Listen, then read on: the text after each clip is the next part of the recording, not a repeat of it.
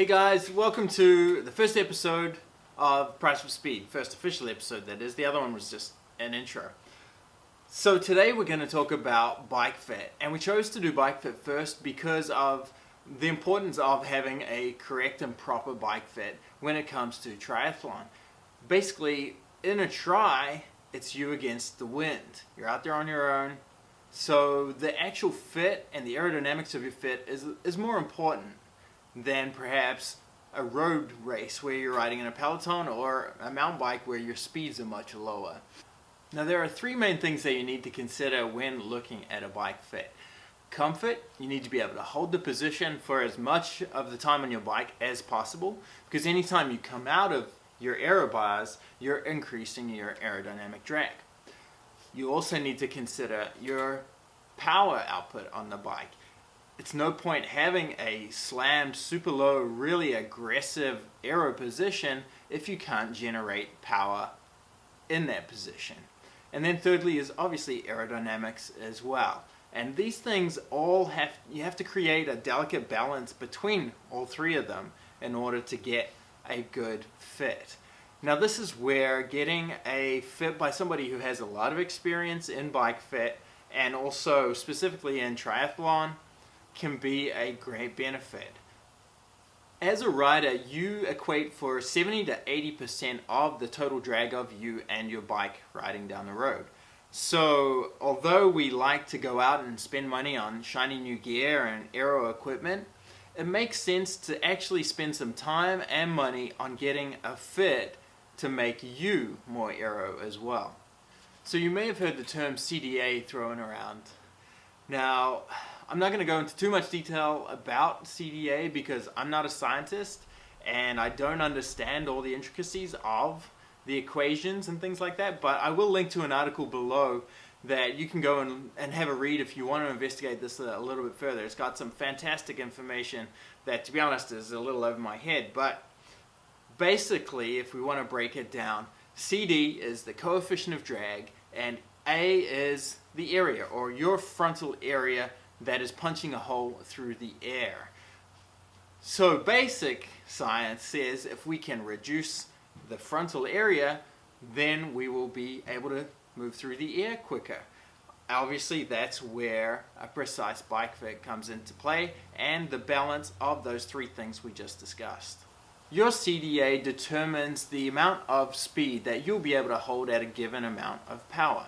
So obviously we want to get as aero as we can to reduce the amount of effort taken to go at a certain speed or to increase our speed at that given amount of power. Now for my bike fit, I went to see Brant Speed. Brant Speed runs the training center downstairs in Mellow Johnny's, and he also has a retool fit studio down there. Now Brant has done well over 1,000 bike fits using retool, and as I mentioned in the intro video, he is a multi-time state time trial champ here in Texas. So he knows a lot about an aggressive and fast position, but also a fast position that you can generate power and be comfortable in. So let's take a look at the video and we'll see how my bike fit went. One thing I forgot to mention. The bike that you're going to see in this video is not the actual bike that I ended up with. So let me tell you a little story to explain that. A few years ago I worked at Mellow Johnny's. I worked there for 6 years as a mechanic, and over those years I got to work on a lot of Lance's bikes. Now over that time I worked on a few TT bikes and a few tri bikes as well, and as those bikes got retired they ended up either on the wall in Mellow Johnny's or some of them ended up in a storage unit downstairs. When I started this program or this video series, I didn't have a tri bike, so I put in a few phone calls and managed to get one of the bikes out of the downstairs storage unit. Now that bike needed a little love. I got it put together and rolling nicely. Rode it for a couple of weeks before I took it to Brant. So take a look at the fit that I did with Brant at Mellow Johnny's. And while you guys watch that, I'm going to do my workout and then we'll come back and talk a little bit more about it in just a minute.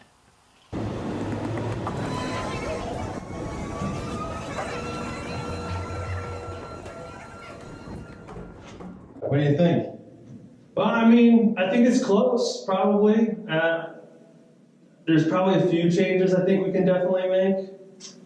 Just kind of eyeballing it and knowing what you've been doing in the past. So, but I'd like to see you get up on it. Let's watch you ride. You know, tell me what you've been noticing, what you've been feeling. But yeah, from some of the things that I'm seeing, I'm not surprised you're feeling kind of the way you are. Okay. So, because I set it up basically what I thought was right. Seat forward, low in the front end, as aero as possible. yeah, you may be putting a little bit, you might be pitching yourself a little too far forward. Okay. All right. And that's why you're feeling that tension. Like your body's up here trying to hold you up, and we need to kind of anchor you back in your saddle a little bit more. I'll go get some kit on and take a look. Yeah, I'll keep making measurements and we'll go from there. All right. How did you get to this this position? Well, being that it's a bar flight, this Right. is close to the position that it was in. Your left leg tracks really well. Your right knee kind of wanders a little bit. And then, do you feel like when you're sitting like this that your sit bones are on the saddle? No, not at all. I'm right on. You're all on soft tissue. Yeah. Yeah. Okay. So what I want to do is, I just want to get a shot of how you're riding right now without making any adjustments. So we kind of have a baseline of what's going on, and hopefully that kind of points us into the right direction of what might be causing your issues. Okay. So I kind of have an idea, but I don't want to skew you in how you hold yourself or do anything until we get some stuff on record. Okay? Yeah. We're kind of palpating, these pretty specific spots on your joint to set the dots. So that really helps, since it's a pretty specific spot, it really helps to eliminate human error. Sometimes some of the things like when you if you're pushing points on a computer screen, it can get hard to be real tight and specific. So here, by having these on your body while you're riding, it really helps to make it replicable. So, we might find like today we make some adjustments, and that's where you're at today. But know that, hey, ultimately you need to go maybe even further back, or lower the saddle more, or raise the saddle more. But to do all that in one sitting, your body would be like, So we have these set spot points, we can do our fit, and then maybe, depending on how quickly you're adapting to your training load and your position, we can, it might be 3 months from now, it might be 6 months from now, it might be a year from now. But then when we can come back and make some tweaks to your position, it's easy to get these spots all pretty darn close to the same spot, and it helps to eliminate that error. So we can see how your fit's changed over time. All right. So you'll see the harness that we attach to, and then we have the, part of this Vantage system. There's three cameras back in there, and so they're measuring you on an X, Y, and then a Z, a depth. So we can not only see kind of where you're at, your profile, but we can like I was talking about your knee tracking earlier. We can see how much your knee is tracking, side to side as you're going through your pedal stroke. So obviously that's something that you would want to have very narrow and straight, It helps kind of, it's a hinge, right? So you don't want to have a lot of lateral movement to it.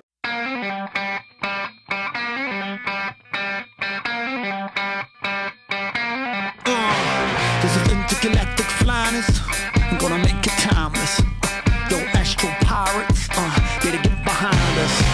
Autobots transform. Robocop's back on the dance floor. Gotta keep control when I'm rocking my Commodore 64.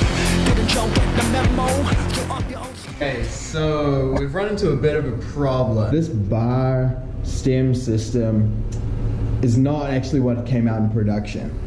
So there's no spare parts, and this fit doesn't work for me. The front end's too low, and I really need it to come up, but without any options, we're kind of hosed. I can't do anything about it.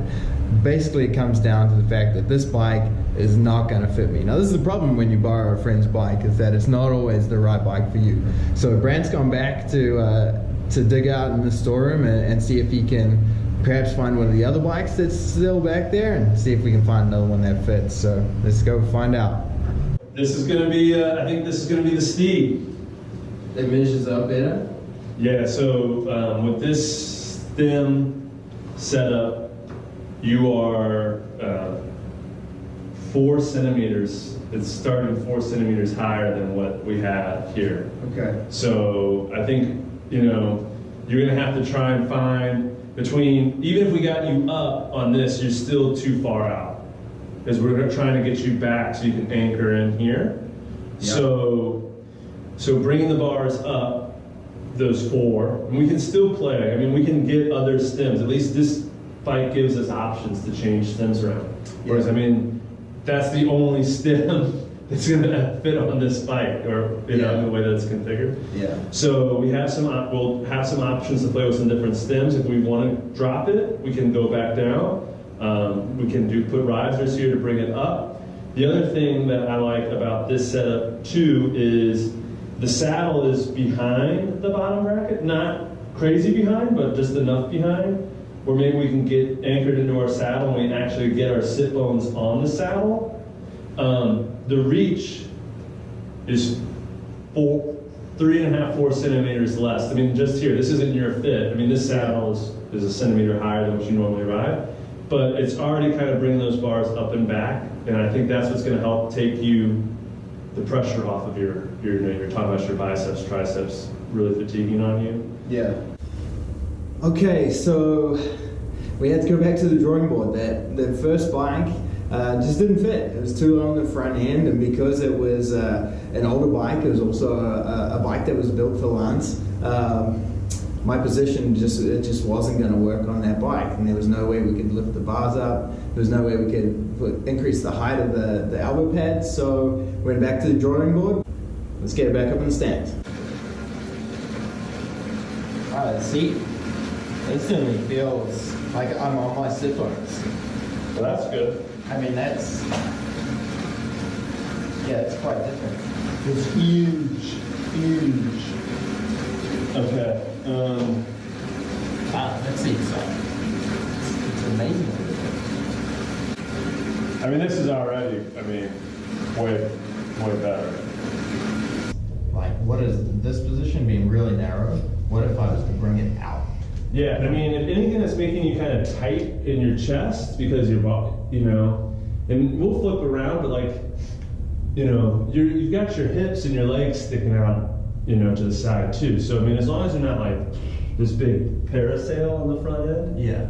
Again, like we were talking about, you're going to have to hold this for 56 miles, and then you want your shoulders to be relaxed so you can use your arms when you're running. You know? So you don't want to be, too tight.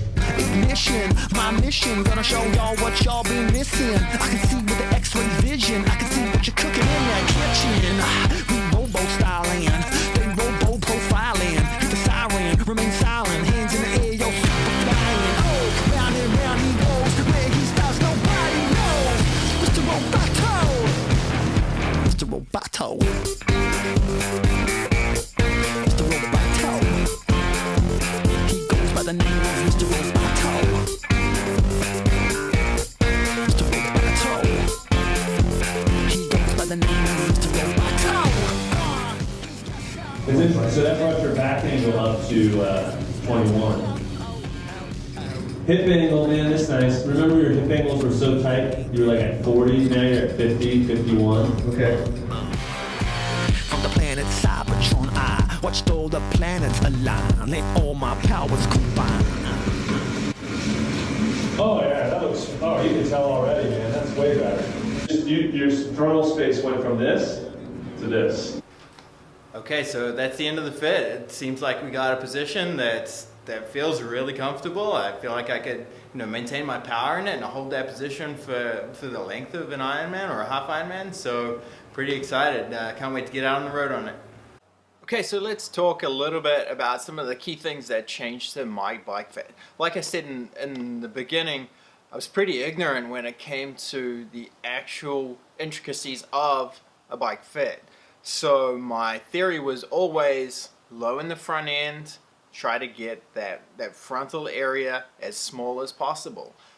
But as I found out, I couldn't hold that position for really any longer than maybe 20 minutes at a time. I was getting so much stress and kind of discomfort up in my shoulders, my triceps, my biceps. I was so tense that I couldn't ride in that position for very long. So what we did was, obviously we had to change out the bike because that first bike, there were no spare parts available to make the changes that needed to be made.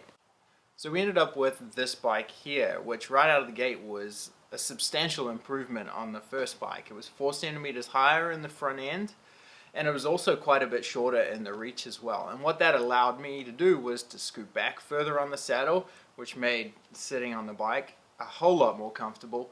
Also helped by the addition of the Bontrager Hilo tri-saddle, which was amazing compared to what I had on there. One of the other really significant changes in terms of comfort we were able to make was simply by moving my elbow pads out once we got on this bike. And you would think that that would open up my chest and increase my frontal area, but actually what happened was, instead of being narrow, where I was really tight and very tense across my shoulders and across my back, I was actually able to relax and then actually get quite a bit lower into my elbow pads and get my head lower, which actually would make me faster when you start looking at the aerodynamics of the bike fit again. So that was pretty key in just such a small movement. We maybe moved the pads out 5 mils, maybe 10 mils at the most each side. So one thing that I could probably do if I wanted to increase my aerodynamics on this bike even further is to change out my aero extensions for like more of a ski bend. 51 Speed Shop, I believe it is, has got some great examples of that.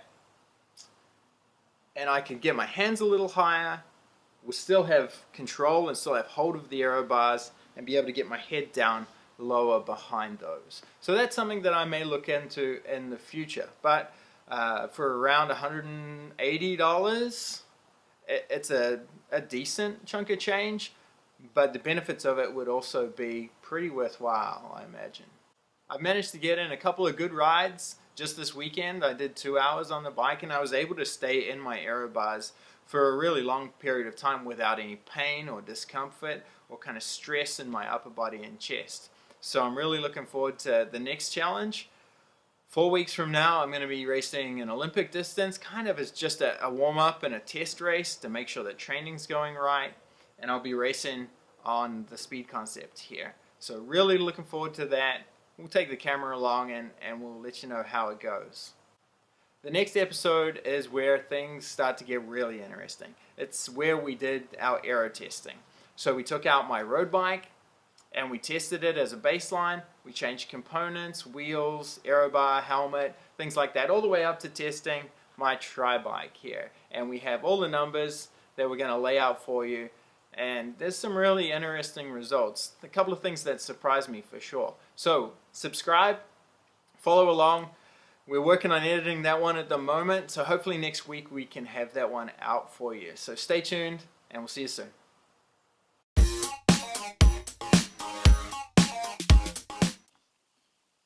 Doug, I think we need to work on your frontal area. Your CDA numbers aren't looking so good.